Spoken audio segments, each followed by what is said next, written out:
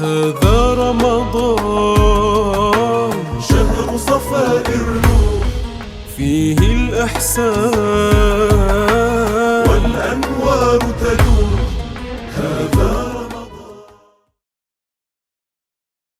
Let's start now with the sixth section of this chapter of purification, section number 6, things that necessitate the purificatory ghusl. Bismillah. The author rahimahullah said, the things that necessitate a ghusl, the ghusl is the full body wash. The things that necessitate a ghusl, that is, the reasons that make it an obligation are 6, 5 of which make the ghusl obligatory on the person from whom they occurred, and they are the insertion of the glans penis or its equivalent from the penis which does not have a head, into what? Into a private part, even if that was an anus. And so, by that, the ghusl becomes obligatory on both the man and the woman. Let us say an example. A husband has intercourse with his wife.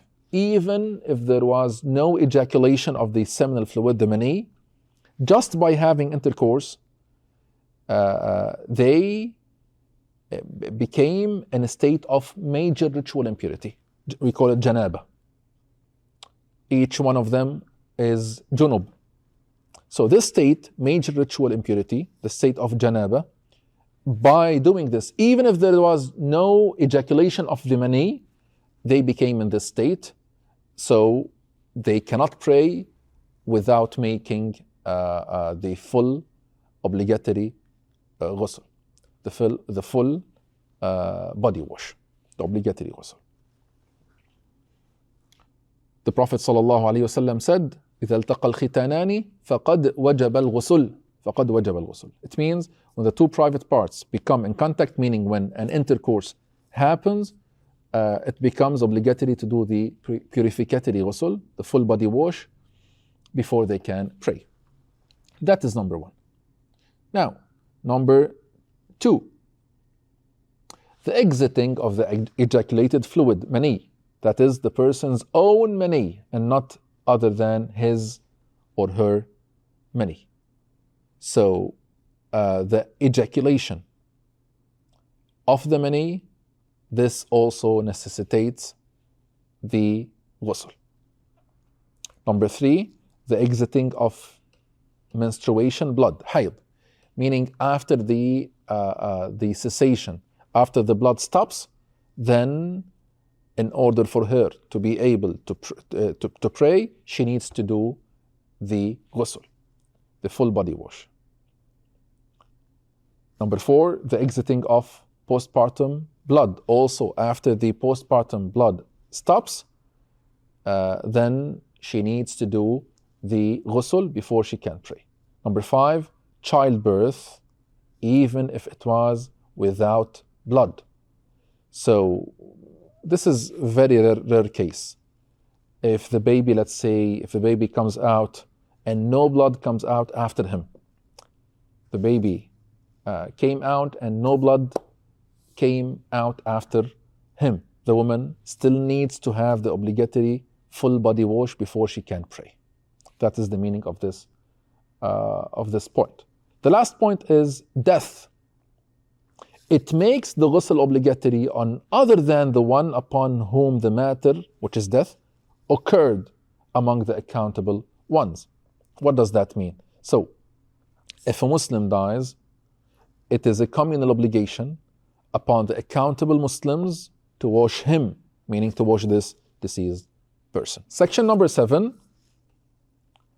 obligations of the purificatory ghusl.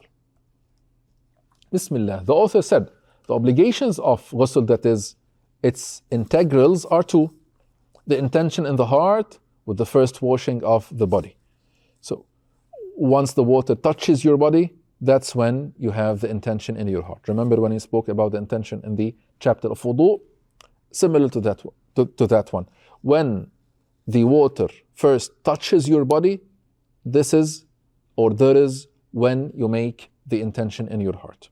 You intend that you are performing the obligatory ghusl, or that you are clearing yourself from which state? The state of major ritual impurity, that is al-janaba, or any other valid intention. Okay, that's one. Number two, washing the entire body, including skin and hair, even if the hair is thick, with purifying water. So let's continue reading and then we explain. That is, water that is pure and not contaminated by a filthy najis substance. He's explaining what is a purifying water. He said that is water that is pure and not contaminated by a filthy najis substance, and it was not previously used for religious purification from a ritual impurity or removing najis filth, and was not significantly changed by mixing with another pure substance. So the water that is required for the validity of your purificatory bath or even your wudu must be pure and purifying. So pure and purifying, tahir and mutahhir. Pure means it's not najis. Purifying, what does it mean? It means that is, it can be used to purify. Purifying water, we can use it to purify. It means to perform ghusl or wudu, or to remove the najasa with, meaning to clear an area from a najasa. Now, when is the water considered purifying? Let's see. So one, this water was not used for religious purification from ritual impurity, whether major or minor. And it was not used for removing najas filth. That is one.